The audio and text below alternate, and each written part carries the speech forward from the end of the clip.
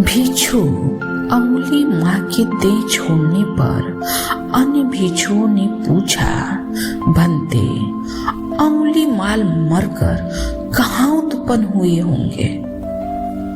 यह जिज्ञासा स्वाभाविक थी, क्योंकि अंगुली माल बड़ा हत्यारा था।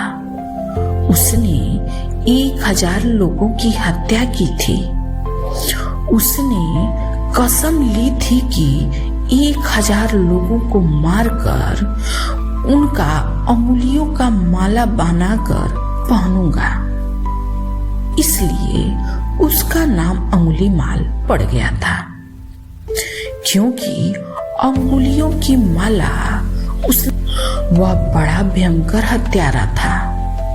बुद्ध के समय का 999 आदमियों को मार चुका था और 1000वीं की प्रतीक्षा कर रहा था, लेकिन दूर दूर तक लोग चौंक गए थे। तो जिस जंगल में छिपकर अंगुली माल रहता था, वहां कोई जाता नहीं था। जाए ही नहीं कोई। उसकी मां नहीं जाने को राजी थी, क्योंकि लोगों को डर था। लोग जानते थे वह मां तक को मार डालेगा। उसको तो 1000 व्रत पूरा करना है। बुद्ध उस रास्ते से गुजरते थे, तो लोगों ने कहा, आप न जाएं भगवान, वहां आदमी खतरनाक है। वह सोचेगा ही नहीं आप कौन हैं। उसको तो बिल्कुल अंधा हो गया है। उसने तो 999 आदमी मार डाले। राजा उससे कांपते हैं, सैनिक उससे कांपते हैं, डरते हैं। फौज नहीं निकलती इस रास्ते से, लेकिन वह किसी को भी मार डाले।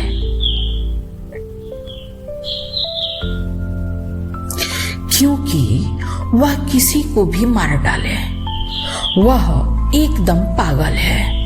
उसे होश है ही नहीं। आप मत जाएं। लेकिन भगवान बुद्ध ने कहा, अगर मुझे पता न होता तो शायद मैं नहीं जाता, लेकिन अब तो मुझे पता है। वह बेचारा एक की प्रतीक्षा करता होगा। 999 आदमी मार डाले, उसको 1000 आदमी चाहिए। उसकी प्रतीक्षा का क्या होगा, यह भी तो सोचो। तो मैं जाता हूं। तो भगवान बुद्ध गए।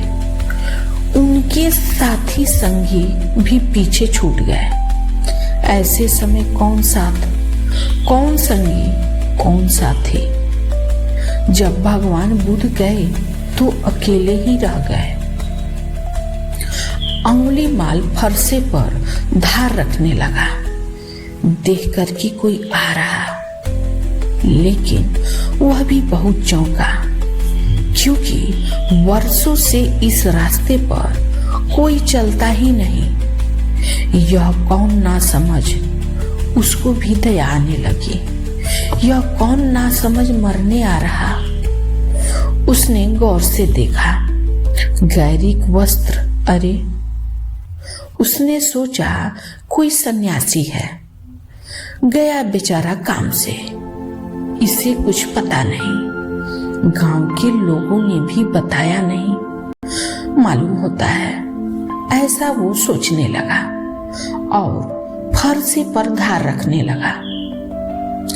जैसे जैसे भगवान बुद्ध करीब आने लगे, वैसे वैसे उसका भाव बदलने लगा। उसे दया आने लगी। उसने अपने मन में सोचा, अंगुली माल, तुझे हो क्या रहा? ऐसी दया तुझे कभी नहीं आई। तेरी माँ भी आती तो तू काटने को तत्पर था। यह तो कौन है? अपनी क्या जान पहचान। लेकिन कुछ होने लगा था। भगवान बुद्ध की मौजूदगी कुछ करने लगी थी। वे तरंगे बुद्ध की, वह शांति बुद्ध की, वह हवा बुद्ध की, वह सुगंध बुद्ध की कुछ करने लगी। जब वह थोड़ी दूर रह गए, अंगुलीमाल चिल्लाया और उसने कहा कि रुक जाओ वहीं, अगर आगे बढ़े तो खतरा। ये अंगुलियां देखते हो, मैं अंगुलीमाल हूं। मेरा नाम सुना, गर्दन काट कर अंगुलियों की माला बना लूंगा और मेरा व्रत पूरा करना है मुझे। और कई सालों बाद तुम दिखाई पड़े हो, कोई और आता भी नहीं, मगर मैं एक मौका तुम्हें देता हूँ। न मालूम कैसे कमजोरी का क्षण है मेरा कि मैं तुम्हें एक मौका देता हूँ, भाग जाओ, लेकिन और करीब मत आओ। मैं बुरा आदमी हूँ, जरा भी आगे मत चलो। भगवान बुद्ध ने कहा, पागल, मेरा चलना तो कई वर्ष से बंद हो चुका है। जिस दिन मन गया उस दिन सब चलन भी गया, सब चलन भी गया। अब कहाँ चलना? मैं तो ठहरा हुआ हूँ। मैं तुझसे कहता हूँ, तू चलना बंद कर। अंगुलीमाल ने कहा कि मैं सोच रहा ही था कि ये आदमी पागल होना चाहिए। तुम पागल हो, चल तुम रहे हो, चलते हुए को कहते हो चलता नहीं, और बैठा हुआ फरसे पर धार रख रहा हूँ और मुझको तुम कहते हो कि मैं चल रहा। तुम्हारा दिमाग खराब है। अब मैं समझा कि तुम कैसे चले आ रहे। बुद्ध ने कहा, ठीक, मगर मैं तुझसे फिर कहता हूँ, सोच ले। मैं रुका हुआ हूँ, तू चल रहा है। तेरा मन अभी बहुत दौड़ रहा, यहाँ वहां दौड़ता है, इसलिए मैं कहता हूँ तू चलता है। खैर, भगवान बुद्ध पास गए। अंगुलीमाल ने कहा, अगर तुम जिद्दी हो तो मैं भी जिद्दी हूँ।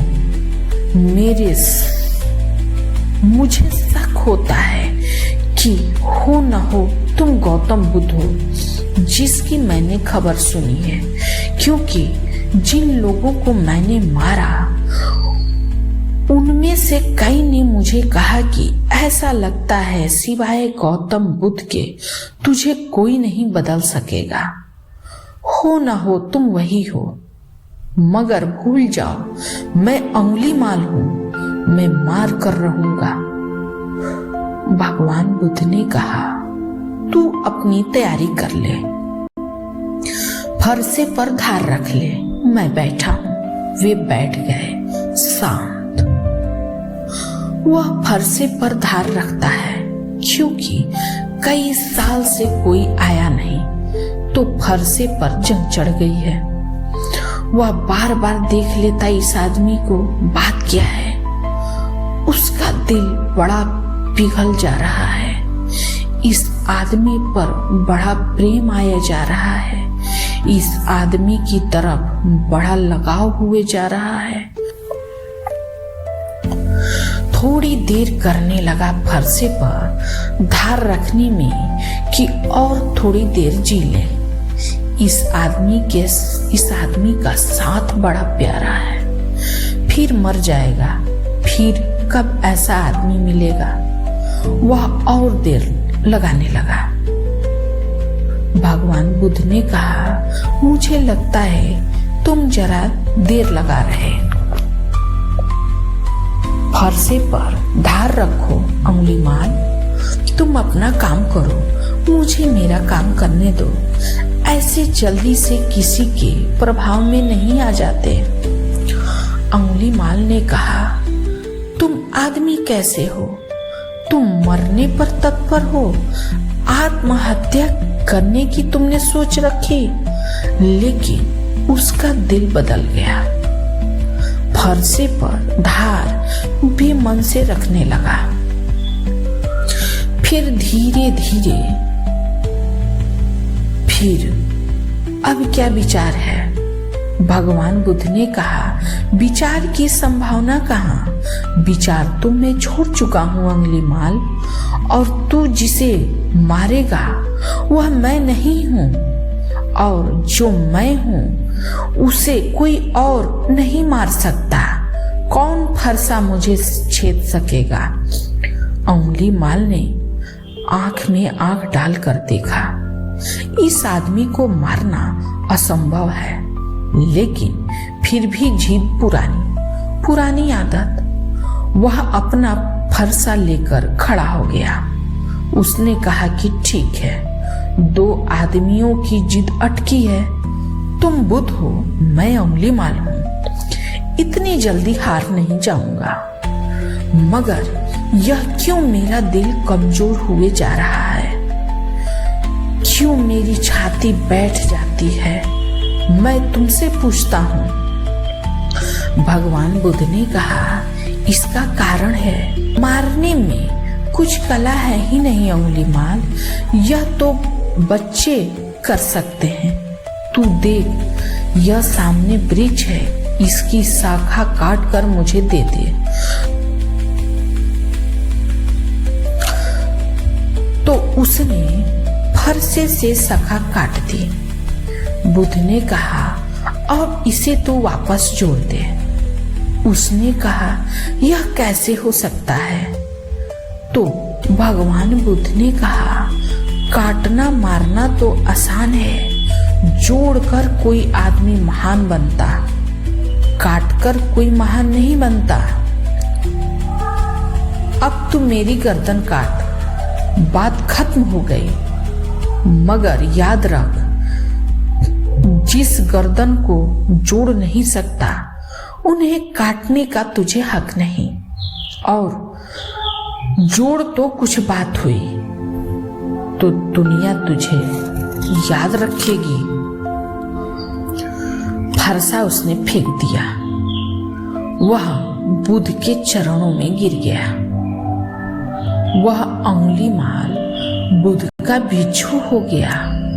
उसका भय ऐसा था कि जब खबर फैल गई कि बुद्ध तो मारे नहीं,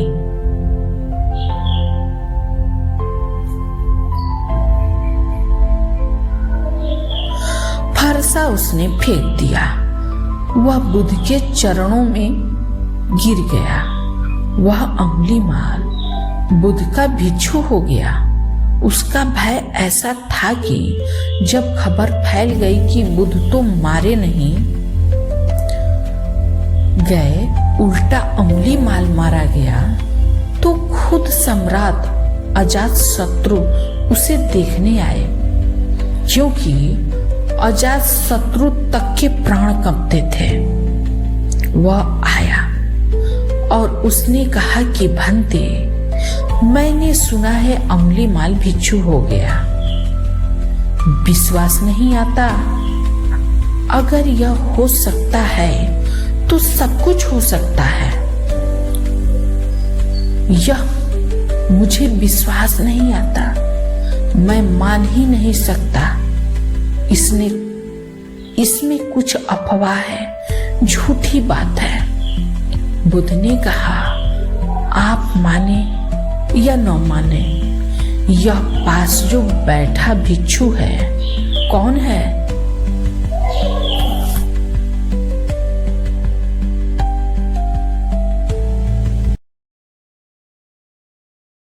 कि भगवान, मैंने सुना अंगुलीमाल भिक्षु हो गया। विश्वास नहीं आता। अगर यह हो सकता है तो सब कुछ हो सकता। यह मुझे विश्वास नहीं आता। मैं मान ही नहीं सकता। मुझ में कुछ अफवाह है, झूठी बात है। भगवान बुद्ध ने कहा, आप माने या न माने, यह पास जो बैठा है कौन है? वह बुद्ध के पास ही बैठा पंखा कर रहा था। यह सोचकर कि अंगुलीमाल है, अजातशत्रु ने अपनी तलवार निकाल ली। उसने कहा, यह खतरनाक आदमी है, कोई धोखाधड़ी की हो बैठा हो बनकर भिक्षु और एकदम हमला कर दे। बुद्ध ने कहा, तू तलवार भीतर रख। तलवार की कोई जरूरत नहीं अजात शत्रु, यह अंगुली माल वह अंगुली माल नहीं रहा, यह और ही हो गया है। जब अंगुली माल गांव में भिक्षा मांगने आया, जैसे भिक्षु को जाना पड़ता था, तो गांव के लोगों ने दरवाजे बंद कर लिए, दुकानें बंद हो गई, लोग अपनी छतों पर चढ़ गए और लोगों ने पत्थर इकट्ठे कर लिए और कहते हैं जब अंगुली माल बीच सड़क पर था तो लोगों ने उसे पत्थर मारे। कायर कमजोर लोग और अंगुली माल बीच सड़क पर खड़ा रहा, उसके सिर पर पत्थर गिरते रहे और लहू बहता रहा और वह मंत्र पढ़ता रहा, बुद्धम शरणम गच्छामि। वह इसे दोहराता रहा, बुद्धम शरणम गच्छामि, संघम शरणम गच्छामि, धम्मम शरणम गच्छामि। ऐसा कहते कहते ही वह गिर गया। बुद्ध को खबर मिली, वह आए। आखिरी घड़ी थी। भगवान बुद्ध ने उससे कहा, अंगुली माल तेरा क्या भाव? उसने कहा, आप पूछते हैं ठहरे हुए का क्या भाव, रुके हुए का क्या भाव? तेरे मन को कुछ हुआ अंगुली माल? अंगुली माल ने कहा, नहीं कुछ भी नहीं हुआ, देखता रहा, साक्षी था। तो अंगुली माल ने कहा, होता भी क्या, मैं देखने वाला हूँ, दृष्टा हूँ, यही तो अपने आपने समझाया। बुद्ध उससे बोले, अंगुली माल तू ब्राह्मण होकर मर रहा, तू ब्रह्म ज्ञान को उपलब्ध होकर मर रहा, तू अरहत तत्व को उपलब्ध हो गया, तू अरिहंत हो गया। ऐसे जब अंगुली माल मर गया तो और भिक्षुओं ने पूछा, भगवान अंगुली माल मरकर कहाँ उत्पन्न हुए? भगवान बुद्ध ने कहा, भिक्षुओं मेरा वह पुत्र परिनिर्वित हो गया, परिनिर्वाण को उपलब्ध हो गया, अब उसका जन्म नहीं होगा, वह जन्म मरण के पार हो गया, अब वह वापस नहीं लौटेगा। भंते भगवान भिक्षुओं ने कहा, इतने मनुष्यों को मारकर भिक्षुओं को भरोसा नहीं आया, ऐसा पापी परिनिर्वाण को उपलब्ध हो गया। हाँ भिक्षुओं, भगवान बुद्ध ने कहा, सोए सोए उसने बहुत पाप किए, लेकिन जागकर पुण्यों से उसने उन्हें काट दिया। ऐसे वह शून्य भाव में डूबकर निर्वाण को उपलब्ध हो गया है। लेकिन भिक्षुओं फिर पूछा, भगवान उसे तो ज्यादा समय भिक्षु हुए भी नहीं हुआ, उसने पुण्य किए कहाँ? भगवान बुद्ध ने कहा, कभी कभी एक पुण्य का छोटा सा कृत्य भी अगर समग्रता से किया जाए तो सारे पापों को काट डालता है। नहीं, उसे ज्यादा दिन नहीं लगे, नहीं ज्यादा दिन वह जिया, लेकिन जब लोग उसे पत्थर मार रहे थे तब वह साक्षी बना रहा। यह सबसे बड़ा पुण्य कृत्य है। कर्ता होने में पाप है, साक्षी होने में पुण्य है। ऐसा अपूर्व बात बुद्ध ने कही और तब उन्होंने ये गाथा कही, जिसका किया हुआ पाप उसके बाद में किए हुए पुण्य से ढक जाता है, वह मेघ से मुक्त चंद्रमा की भांति इस लोक को प्रकाशित करता है। सारा लोक अंधा बना है, यहाँ देखने वाला कोई विरला है। जाल से मुक्त हुए पक्षी की भांति विरला ही स्वर्ग को जाता है। यह सारा लोक अंधा बना है, यहाँ लोगों के पास आंख नहीं, क्योंकि ध्यान नहीं। ध्यान आंख है, ध्यान का चक्षु ही असली चक्षु है। उसको हम तृतीय नेत्र कहते हैं, शिव नेत्र कहते हैं, या जो भी नाम हम देते, अन्यथा आदमी अंधा है। जब तक तीसरी आंख न खुल गई हो, जब तक भीतर देखने वाली आंख नहीं खुल गई हो, जब तक शिव नेत्र नहीं खुल गया हो, जब तक तीसरी आंख नहीं खुल गई हो, तब तक आदमी अंधा है।